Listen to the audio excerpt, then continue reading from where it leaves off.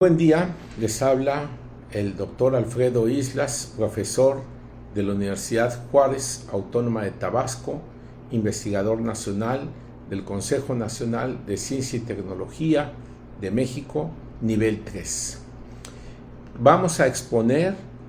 el tema de los deberes del Estado con los migrantes. ¿Cuál es su responsabilidad como Estado y que tenemos como sociedades que integramos los estados? Este tema está basado en los instrumentos internacionales universales de derechos humanos que han aceptado la mayoría de los países de la comunidad internacional, y de ahí derivan sus obligaciones no solamente como entes públicos de sujetos de derecho internacional, sino que también van a engendrar derechos de los migrantes. En ese contexto vamos a hacer referencia a esos 9 instrumentos que van a ser aceptados por la mayoría de la comunidad internacional. 3/4 partes de los países de la comunidad internacional los han aceptado. Y así tenemos que estas obligaciones, estas responsabilidades que tiene el Estado, todos los estados de la comunidad internacional, son de garantizar, de proteger los derechos humanos, de asegurarlos en el caso de los migrantes, de toda persona, pero comprende a los grupos vulnerables como son los migrantes. También deben de aplicar el principio de no discriminación y no solamente acciones, no solamente omisiones, sino también acciones. Esto es, realizar actos administrativos, jurisdiccionales, legislativos, para que en el orden interno, para proteger los derechos humanos de los migrantes. En ese contexto tenemos que el Pacto Internacional, haremos referencia a los instrumentos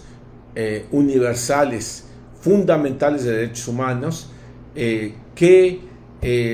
la comunidad internacional ha aceptado, que son los 2 pactos: el Pacto Internacional de Derechos Civiles y Políticos y el Pacto Internacional de Derechos Económicos y Sociales. Y también 4 convenios internacionales universales que protegen a grupos vulnerables, como son evidentemente los mismos migrantes, las mujeres, los niños, los discapacitados. Y estos, como se encuentran en una situación de desventaja, de no reconocimiento de derechos como cualquier persona, entonces se debe de compensar esta protección y darles una mayor protección para hacerlos efectivos. Y también 2 instrumentos internacionales universales, como son para eliminar la tortura y la desaparición forzada. En el primer grupo de los 3 que hicimos referencia a los pactos, nos referiremos al instrumento internacional más, ampliamente aceptado por la comunidad internacional, como es el Pacto Internacional de Derechos Civiles y Políticos, que ha sido aceptado a la fecha de hoy por 173 países. La mayoría de los países de la comunidad internacional lo han aceptado. Y en su artículo 2 dice que tienen como deber los estados de hacer efectivos los derechos que tiene ese mismo instrumento internacional, no solamente de respetar, sino de garantizar, de adoptar y de tomar medidas oportunas legislativas en su régimen interno para proteger los derechos humanos de civiles y políticos que comprenden a todas las personas, lo cual comprende a los migrantes como grupo vulnerable. Y por otra parte tenemos también el Pacto Internacional de Derechos Económicos, Sociales y Culturales,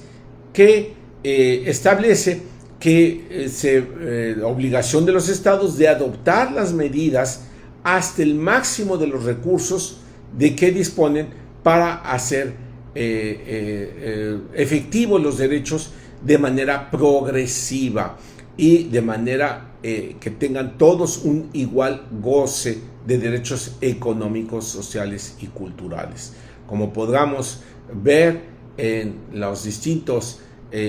observaciones generales que se han hecho por el comité que vigila el cumplimiento de ellos, que es el Comité de Naciones Unidas de Derechos Económicos, Sociales y Culturales, es reiterada la violación de los derechos del reconocimiento de la cultura de los migrantes, de los derechos de seguridad social de los trabajadores y de distintas prestaciones que tienen derecho los trabajadores, y tienen obligación los estados de vigilar no solamente directamente, sino que la sociedad, esto es también las empresas que los contratan, vigilar que cumplan con estos derechos que establece la misma Convención Internacional de Derechos Económicos. Asimismo, en cuanto a los derechos previstos para grupos vulnerables, no solamente de migrantes, sino también aquellos que son discriminados racialmente a las mujeres, o también a los niños, o a los migrantes, o a los discapacitados. Estos 4 grupos vamos a observar que en el caso de la Convención Internacional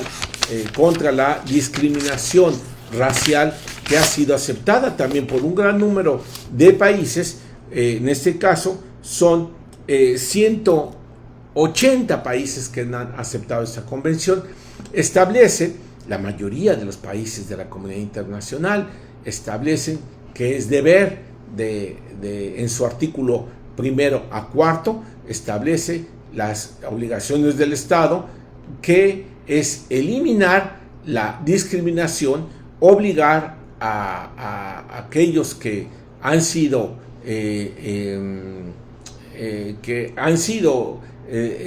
juzgados porque han cometido discriminación, pues se les condene, eliminar toda discriminación, no incurrir en prácticas o actos de discriminación racial como existe de la comunidad afromexicana, también existe a los pueblos indígenas que migran, y tampoco fomentar o defender o apoyar este tipo de conductas de discriminación racial, así como derogar o anular leyes que tengan por objeto discriminar o eliminar barreras. Esto no solamente son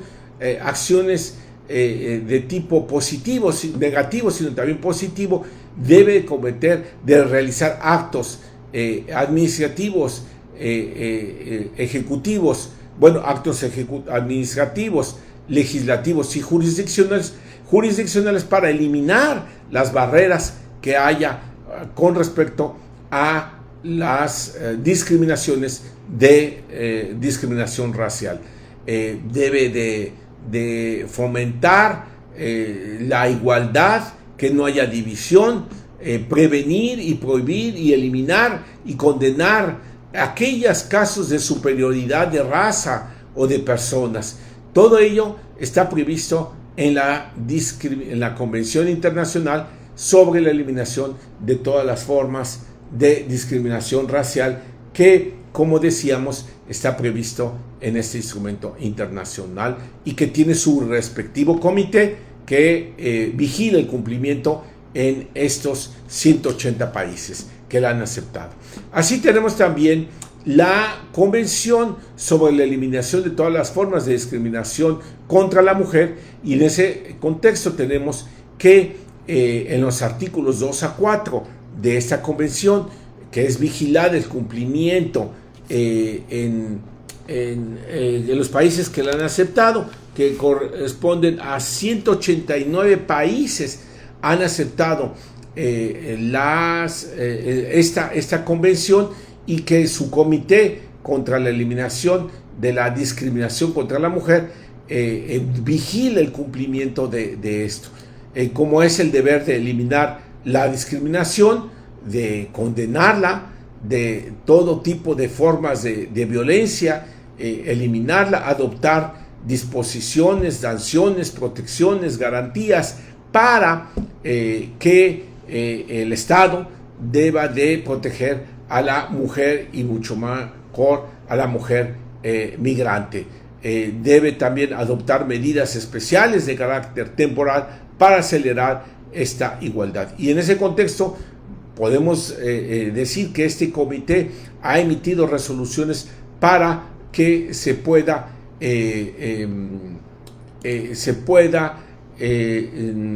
pues vigilar el cumplimiento de esta convención, y así prevé que los trabajadores domésticos, que el 10% del empleo total de los migrantes son trabajadores migrantes, y de estos la mayoría son mujeres, y ha dicho que deberán de protegerse, darles seguridad social, debe de de facilitarle cuando haya alguna discriminación, y ha dictado observaciones generales. La número 1, este comité de CEDAW, para, en el caso de proteger los derechos de las trabajadoras domésticas, y también hay para las trabajadoras migrantes, que ya iremos más adelante, en donde podremos ver que se prevé pues por esos comités, como es el comité, decíamos, de la eliminación contra la mujer, ha expedido dos observaciones generales, la 1 y la 2, que se refiere a la protección de las trabajadoras domésticas migratorias, y también de los trabajadores que se encuentran en una situación irregular, como de las mujeres y su familia. Y también podemos ver que también se protege por parte de la CEDAW, en una recomendación general número 26, que las trabajadoras migratorias tendrán una protección específica. Así, estos comités han logrado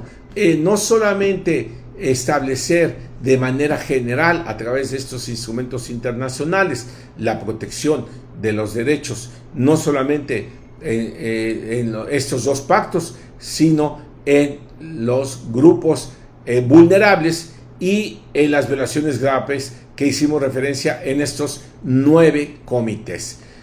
Por otra parte, vemos también que establece los mismos instrumentos internacionales, los derechos